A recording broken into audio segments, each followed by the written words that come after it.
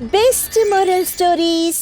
శాంకవి పల్లెలో మహేంద్ర అత్యంత ధనవంతుడు, పెద్ద వ్యాపారవేత్త. అతనికి ఆ పల్లె పరిసరాల్లో అనేక వ్యాపారాలు, వేల కోట్ల ఆస్తులు ఉన్నాయి. అతని ఇల్లు బంగారం, విలువైన వస్తువులతో నిండి ఉన్నా అతని మనసు మాత్రం ఎప్పుడూ ఖాళీగా, ఆందోళనతో ఉండేది. ఏంటి, మన ఫ్యాక్టరీలో ఉత్పత్తి ఇంకా పెరగలేదా? నేను లక్ష్యాలను ఇప్పుడే చేరుకోవాలి. ఒక్క నిమిషం కూడా వృధా చేయకూడదు.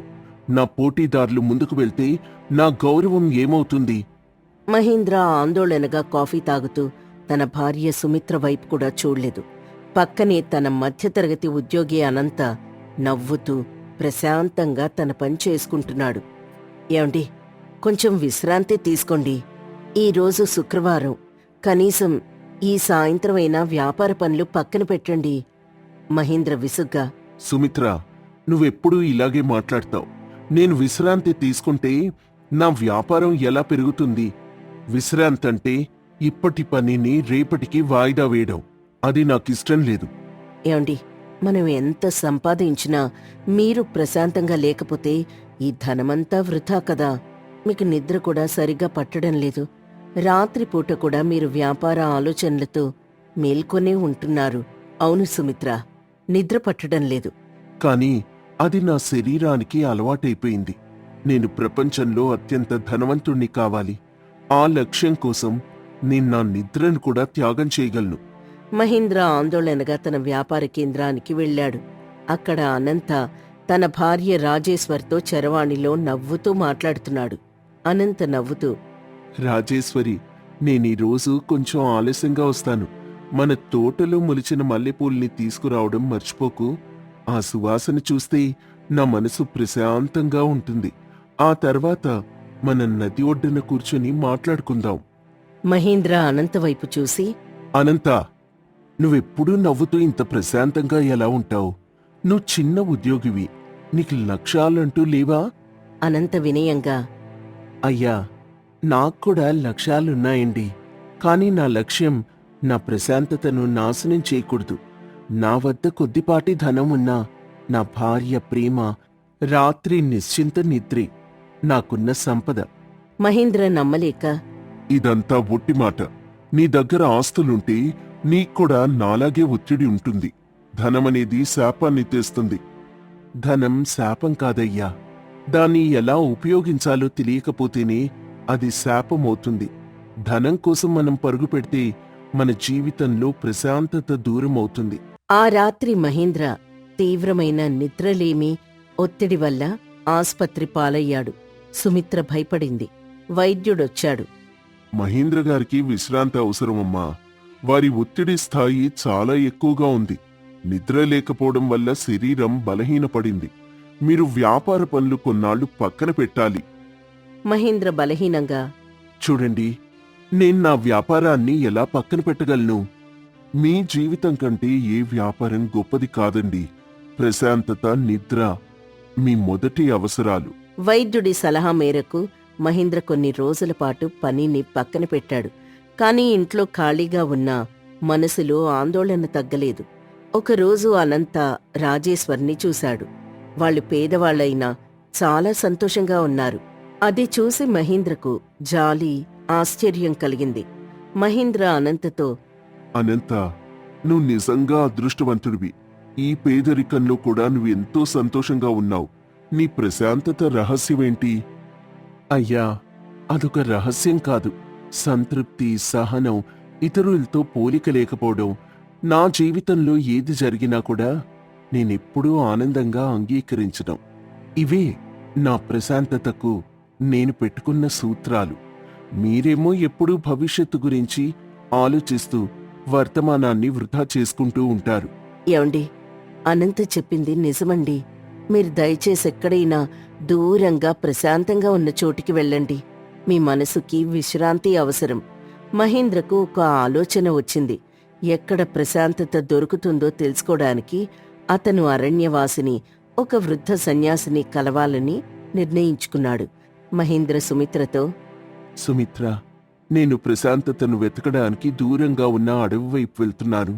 నాకీ ధనం కాదు, మనశ్శాంతి కావాలి. పర్వత ప్రాంతానికి చేరుకున్నాక అక్కడొక చిన్న గుడిసెలో వృద్ధ సన్యాసిని కలిశాడు. ఆ సన్యాసి ప్రశాంతంగా నవ్వుతూ ఒంటిపై చిరిగిన బట్టలతో ఉన్నాడు. మహేంద్ర విషయం చెప్పి, స్వామి, నా వద్ద 1000 కోట్లున్నాయి, కానీ నా మనసులో ప్రశాంతత లేదు. రాత్రి నిద్ర లేదు. దయచేసి నాకు ప్రశాంతత దొరికే ఉపాయం చెప్పండి. వృద్ధ సన్యాసి నవ్వుతూ, నాయనా, ప్రశాంతత అనేది బయట దొరికే వస్తువు కాదు. అది బంగారం కాదు, వజ్రము కాదు.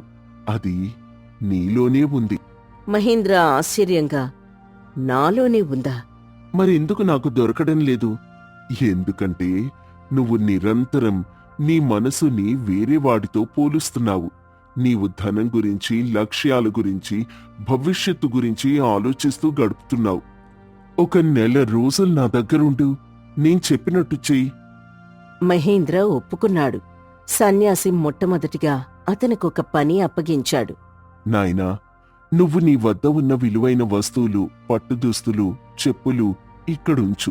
రేపట్నుంచి మామూలు చిరిగిన బట్టలు వేసుకో. నేను నీకు 10 రూపాయలిస్తాను.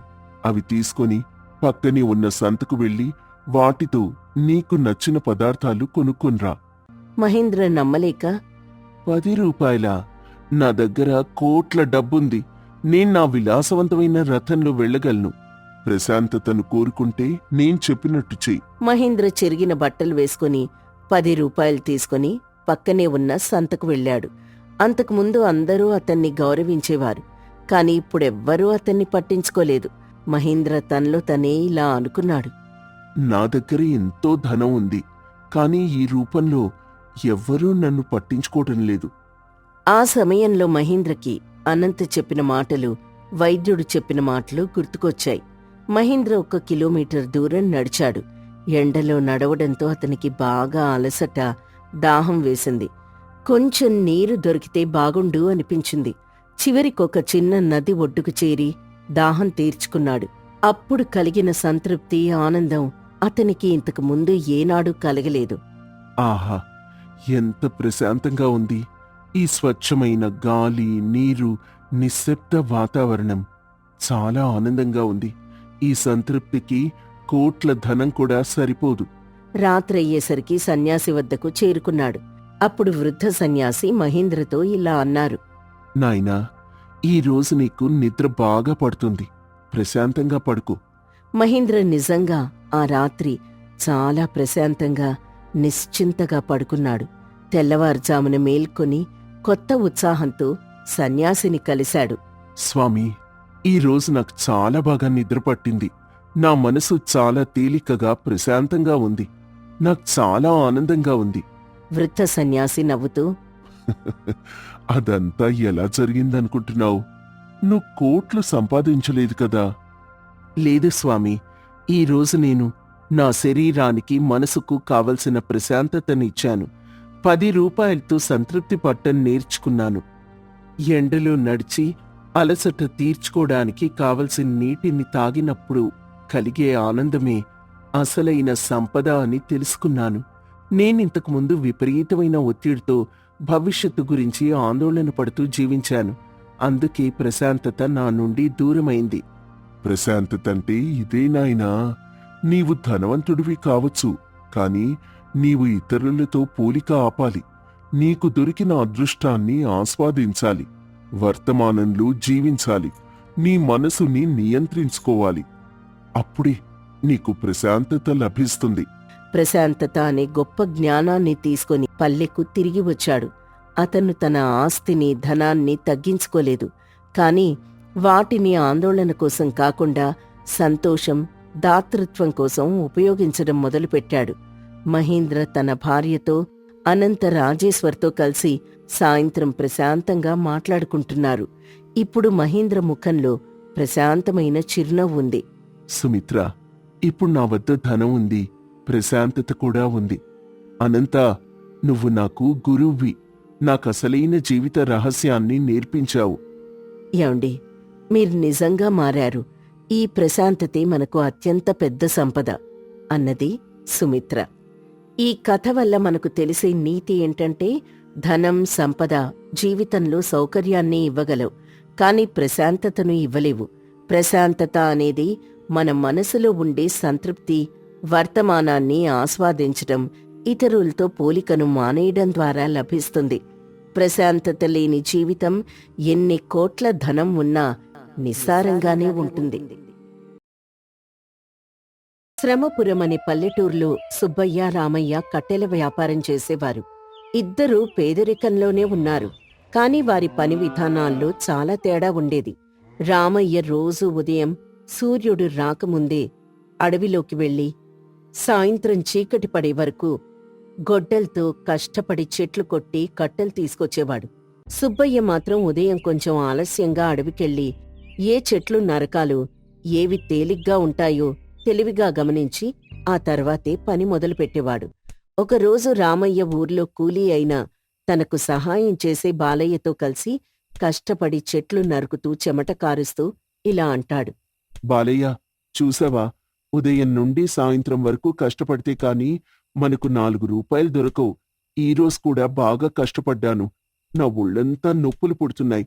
ఈ శారీరక శ్రమ వల్ల నాకు పెద్దగా ధనం దొరకడం లేదు. నేను కష్టాన్ని తప్ప తెలివిని నమ్మను. అవును రామయ్య, మీ కష్టం చూస్తే నాకు జాలేస్తుంది. మీరు నిత్యం పెద్ద పెద్ద తడికట్టెల్ని నరుకుతున్నారు. అది విపరీతమైన కష్టం. ఇంత కష్టపడినా మీ జీవితంలో ఎలాంటి మార్పు లేదు. మీ ఆదాయం పెరగడం లేదు. అదే సమయంలో సుబ్బయ్య నాణ్యమైన ఎండు కట్టెల్ని జాగ్రత్తగా ఒక క్రమ పద్ధతిలో కట్టగట్టుకుని గురువు దగ్గర సలహా తీసుకుంటూ కనిపించాడు. సుబ్బయ్య కేవలం 3 గంటలు మాత్రమే పనిచేశాడు. రామయ్య సుబ్బయ్య వైపు చూసి విమర్శిస్తూ, ఏంటి సుబ్బయ్య, నువ్వు రోజూ నాకంటే 7 గంటలు తక్కువ కష్టపడుతున్నావు. నువ్వు ధనవంతుడివి ఎలా అవుతావు? సుబ్బయ్య నవ్వుతూ, రామయ్య, నేను కష్టపడటం లేదు అని నువ్వనుకుంటున్నావు. కాని నేను కష్టం కంటే ఎక్కువగా తెలివిని ఉపయోగిస్తున్నాను. నేను గొడ్డలి పట్టుకుని అన్ని చెట్లను నరకను. అలా నరకడానికి బదులు ఏ చెట్లను నరకాలు, ఏ కట్టెలు త్వరగా అమ్ముడుపోతాయో, ఏ రకమైన కట్టెలకు ధరలు పట్టణంలో ఎక్కువ ఉంటాయో ఆలోచిస్తున్నాను. నేను నరికే కట్టెలు తక్కువ బరువున్నా ఎక్కువ ధర పలుకుతాయి. ఆలోచనల వల్ల కడుపు నిండుతుందా? కష్టపడితేనే డబ్బు దొరుకుతుంది. నేను రోజు 10 గంటలు కష్టపడుతున్నాను. నువ్వు కేవలం 3 గంటలు మాత్రమే కష్టపడుతున్నావు. నీ ఈ తెలివి నా శ్రమ ముందు పనికిరాదు. నువ్వు రోజు 10 గంటలు కష్టపడుతున్నావు, కానీ నీ గొడ్డలి మొద్దుబారుంది. దాన్ని సానపెట్టడానికి నువ్వు అరగంట సమయం వృధా చేయవు. నీవు మొద్దు గొడ్డలతో కష్టపడ్డావు, కాలా వృధా చేసుకోవడమే అవుతుంది. నేను రోజు నా గొడ్డల్ని సానపెడతాను.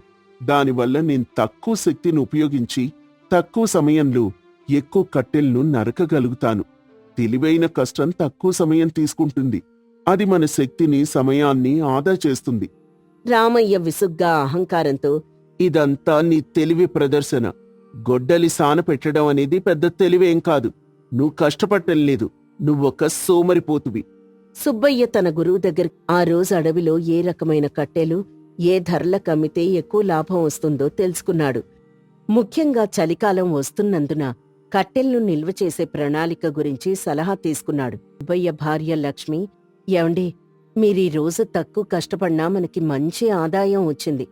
రామయ్య 10 గంటల్లో చేసిన పన్ని మీరు 3 గంటల్లో పూర్తి చేశారు. మీరు గురువుగారి దగ్గర తీసుకున్న సలహా చాలా బాగా పనిచేసింది. అవును లక్ష్మి, కేవలం శారీరక శ్రమ మాత్రమే కాదు, సరైన జ్ఞానం, ప్రణాళిక ఉంటే తక్కువ సమయంలో కూడా విజయం సాధించవచ్చు. రామయ్య కేవలం శారీరక శ్రమకే ప్రాధాన్యత ఇస్తున్నాడు. ఆయన కష్టం గొప్పదే, కాని వ్యర్థం. ఆయన మీ స్నేహితుడు కదండి. ఆయనకు కూడా మీరు మీ తెలివి గురించి, గొడ్డలు సానపెట్టడం గురించి చెప్పవచ్చు కదా. నేను చాలాసార్లు చెప్పాను లక్ష్మి, ఒక పనిని కష్టపడి చెయ్యకు, తెలివిగా చెయ్యి అని చెప్పాను. కాని అతను నా మాట వినకుండా నన్ను సోమరిపోతుగా భావిస్తున్నాడు. ఇతరులకు సహాయం చేయడం మంచిదే, కాని వారు వినడానికి సిద్ధంగా ఉండాలి కదా. ఆ ఊర్లో భద్రయ్య అనే ధనవంతుడుండేవాడు. అతను కట్టెల వ్యాపారులని దోచుకోడానికి ఒక పన్నాగం వేశాడు. కట్టెల ధరలను తగ్గించి వాటిని కొని మళ్లీ అధిక ధరలకు పట్టణంలో అమ్ముకోవాలని నిర్ణయించుకున్నాడు. భద్రయ్య అత్యాశ, మోసం ఆ పల్లెటూరులో చాలా మందికి తెలుసు. రామయ్య, సుబ్బయ్య ఇద్దరూ కట్టెల్ని భద్రయ్యకు అమ్ముతూ ఉంటారు. భద్రయ్య తన ఇంట్లో కట్టెల వ్యాపారులను పిలిపించి గర్వంగా ఇలా అంటాడు. రామయ్య, సుబ్బయ్య, వినండి. ఈ రోజు నుండి కట్టెల ధరలు సగానికి సగం తగ్గాయి. మీరు నాకే అమ్మాలి. వేరే ఎవరికైనా అమ్మితే నేను పట్టణ వర్తకులతో మాట్లాడి మీ వ్యాపారాన్ని నాశనం చేస్తాను. నేను ఈ ఊరికి రాజును. రామయ్య భయపడుతూ, అయ్యా, మీరింత తక్కువ ధరిస్తే మా కూలీ కూడా దొరకదు. మా కుటుంబం ఎలా జీవించాలి? మా కష్టానికి ప్రతిఫలం దొరకాలి కదా. అది నా సమస్య కాదయ్యా. మీకు నచ్చితే ఈ ధరలకు అమ్ముకోండి, లేదంటే మీ ఇష్టం. ఈ రోజుల్లో నేను మాత్రమే కట్టెలు కొనే మనిషిని. మీ దగ్గర కట్టెలు కొనే శక్తి ఎవ్వరికీ లేదు. రామయ్య భద్రయ్య మాటలకి భయపడి తన కట్టెల్ని తక్కువ ధరకే అమ్మి వెళ్ళిపోయాడు. తన కష్టం వృధా అయిందని బాధపడ్డాడు. సుబ్బయ్య మాత్రం భద్రయ్య పన్నాగం ఏదో ఉందని గ్రహించాడు. పట్టణంలో కట్టెల ధర పెరిగిందని గురువు ద్వారా తెలిసినందున భద్రయ్య మోసం చేస్తున్నాడని అర్థం చేసుకున్నాడు. సుబ్బయ్య ధైర్యంగా భద్రయ్య కళ్ళల్లోకి చూసి, భద్రయ్య గారు, మీరు అబద్ధం చెప్తున్నారు. పట్టణంలో కట్టెల ధరలు పెరిగాయని మా గురువు ద్వారా నాకు తెలిసింది. మీరు మా శ్రమను దోచుకోవాలనుకుంటున్నారు. మీరు మమ్మల్ని మోసం చేస్తున్నారు. భద్రయ్య కోపంగా అహంకారంతో, ఏంటి సుబ్బయ్య, నువ్వు నన్ను ప్రశ్నిస్తున్నావా? నీ తెలివి నీ దగ్గరే ఉంచుకో. నువ్వు నీ కట్టెలు ఇక్కడ అమ్మకపోతే రేపటి నుండి ఈ అడవిలోకి రాకుండా చేస్తాను. నీ వ్యాపారాన్ని నాశనం చేస్తాను. నువ్వు ఈ ఊర్లో బ్రతకకుండా చేస్తాను. హ, మీ బెదిరింపులకి నేనేం భయపడనండి. నేను నా కట్టెల్ని మీకు అమ్మను. నేను నా తెలివితో సరైన ధర ఎక్కడ దొరుకుతుందో అక్కడే అమ్ముకుంటాను. భయంతో వ్యాపారం ఎప్పుడూ చేయకూడదండి. సుబ్బయ్య కట్టెల్ని అమ్ముకోకుండా భద్రయ్య మోసాన్ని ఎలా ఎదుర్కోవాలో తన గురువు దగ్గర సలహా అడగడానికి వెళ్ళాడు. ఆ సమయంలో అక్కడున్న గురువు ఇలా అంటాడు. సుబ్బయ్య, నువ్వు తెలివైన వాడివి. భద్రయ్య మోసం, అత్యాశ వల్ల ఇలా ప్రవర్తిస్తున్నాడు. నువ్విప్పుడు కష్టపడకుండా ఆలోచించాలి. నిజమైన తెలివి అనేది ఆపదలో ఎలా వ్యవహరించాలో చెప్తుంది. కష్టపడే సమయం, తెలివి ఉపయోగించే సమయం వేర్వేరుగా ఉంటాయి. మరిప్పుడు నేనేం చెయ్యాలి గురువుగారు? నా దగ్గర డబ్బు లేదు. నువ్వు కట్టెల్ని దాచిపెట్టు. చలికాలం వస్తోంది. చలికాలంలో కట్టెల అవసరం, ధర రెండూ పెరుగుతాయి. నువ్వు ఆ రోజు వరకు వేచి చూస్తే నీకు లాభం రెట్టింపవుతుంది. అప్పుడు నువ్వు లాభం సంపాదించవచ్చు. నువ్వు కట్టెల్ని దాచుకోవడానికి ఒక రహస్య ప్రణాళికను తయారు చేసుకో. పెట్టుబడి పెట్టడానికి ధనం కంటే సహనం, సరైన సమయ జ్ఞానం ముఖ్యం. సుబ్బయ్య గురువు చెప్పినట్లుగా తన కట్టెల్ని అడవిలో ఒక రహస్య ప్రదేశంలో వానకి తడవకుండా ఎవ్వరికీ తెలియకుండా దాచిపెట్టాడు. రామయ్య మాత్రం ప్రతిరోజూ కష్టపడి కట్టెలు నరికి భద్రయ్యకు తక్కువ ధరకే అమ్ముకొని నిరాశపడేవాడు. అతని కష్టం తెలివి లేకపోవడం వల్ల వృధా అవుతోందని అతను గ్రహించలేదు. రామయ్య బాలయ్యతో, బాలయ్య, చూసావా, సుబ్బయ్యకసలు కష్టపడే స్వభావమే లేదు. ఇన్ని రోజులుగా కట్టెలు నరకడం లేదు. అతనికి వ్యాపారం దెబ్బతింటుంది. నేను కష్టపడుతున్నాను, కాని నాకు మాత్రం లాభం దొరకడం లేదు. అవును రామయ్య, సుబ్బయ్య ఏదో రహస్యం దాస్తున్నట్లున్నాడు. కాని ఆయన చాలా తెలివైనవాడు. ఆయన కష్టపడే విధానం మామూలుగా ఉండదు. కొన్ని నెలలు గడిచాయి. చలికాలం వచ్చింది. మంచు కురవడం మొదలైంది. కట్టెల అవసరం విపరీతంగా పెరిగింది. కాని అడవిలో ఎక్కడా కట్టెలు దొరకడం లేదు. రామయ్య ఎంత కష్టపడినా చలికి, మంచుకి కట్టెలు నరకడం అసాధ్యమైంది. భద్రయ్య కూడా కట్టెలు దొరకక నష్టపోతున్నాడు. భద్రయ్య కోపంగా అల్లాడిపోతూ, ఈ ఊర్లో కట్టెలెక్కడికి పోయాయి? ఎంత వెతికినా దొరకడం లేదు. చలికి ప్రజలు వణుకుతున్నారు. నేను కట్టెలు లేకుండా వ్యాపారం చేయలేకపోతున్నాను. నా అత్యాశ వల్లే ఈ నష్టం వచ్చింది. అదే సమయంలో సుబ్బయ్య తన రహస్య ప్రదేశంలో దాచిన పొడి కట్టెల్ని పట్టణానికి తీసుకువెళ్లి అత్యధిక ధరలకు అమ్మాడు. అతను రామయ్య 10 రోజులు కష్టపడినంత డబ్బు ఒక్క రోజులోనే సంపాదించాడు. అతని దగ్గర నిల్వ ఉన్న కట్టెల విలువ చలికాలం వల్ల 10 రెట్లు పెరిగింది. ఏవండి, మీ తెలివికి మెచ్చుకోవాల్సిందే. మీరు రామయ్య కంటే తక్కువ కష్టపడి సరైన ప్రణాళికతో ఎక్కువ సంపాదించారు. ఇప్పుడు మనం ఆపదలో ఉన్న పేదవారికి సహాయం చేయవచ్చు. అవును లక్ష్మి, ఇది నా తెలివి, గురువుగారి సలహా ఫలితం. ఆ రోజు భద్రయ్య సుబ్బయ్య అద్భుతంగా సంపాదించాడని తెలుసుకుని కోపంతో గ్రామ పెద్దకు ఫిర్యాదు చేశాడు. కాని గ్రామ పెద్ద సుబ్బయ్య తెలివిని గౌరవించాడు. అక్కడికి రామయ్య, గ్రామ ప్రజలు సమావేశమయ్యారు. సుబ్బయ్య దొంగతనం చేశాడు, నా వ్యాపారాన్ని నాశనం చేశాడు. గ్రామ పెద్ద సుబ్బయ్య వైపు చూసి, సుబ్బయ్య, నువ్వు దొంగతనం చేయలేదు కదా? లేదయ్యా, నేను దొంగతనం చేయలేదు. నేను నా తెలివిని ఉపయోగించి నా కష్టాన్ని కాపాడుకున్నాను. భద్రయ్య గారి మోసాన్ని, అత్యాశను ఎదుర్కొన్నాను.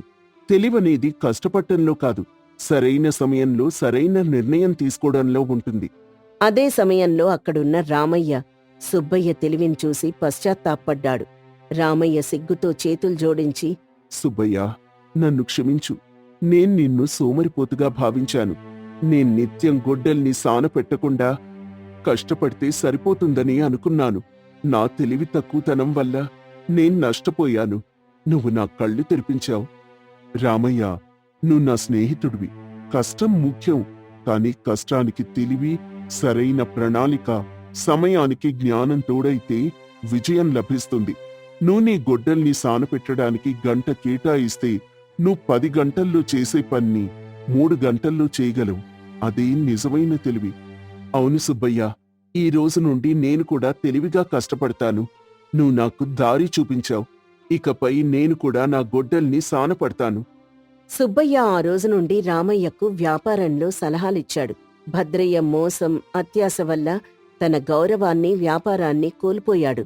సుబ్బయ్య తెలివైన కష్టంతో ఊర్లో గౌరవం, ధనం రెండూ సంపాదించాడు.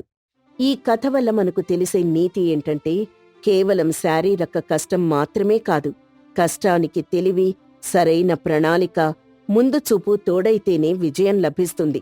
పని చేయడానికి ముందు ఆలోచించడం, సరైన సాధనాన్ని ఉపయోగించడం తెలివైన వ్యాపారి లక్షణం. కష్టపడటం అనేది ఒక కళ, దానికి తెలివి అనేది ఒక ఆయుధం. మన సమయాన్ని, శక్తిని ఎక్కడ ఎలా ఉపయోగించాలో తెలుసుకోవడమే నిజమైన తెలివి.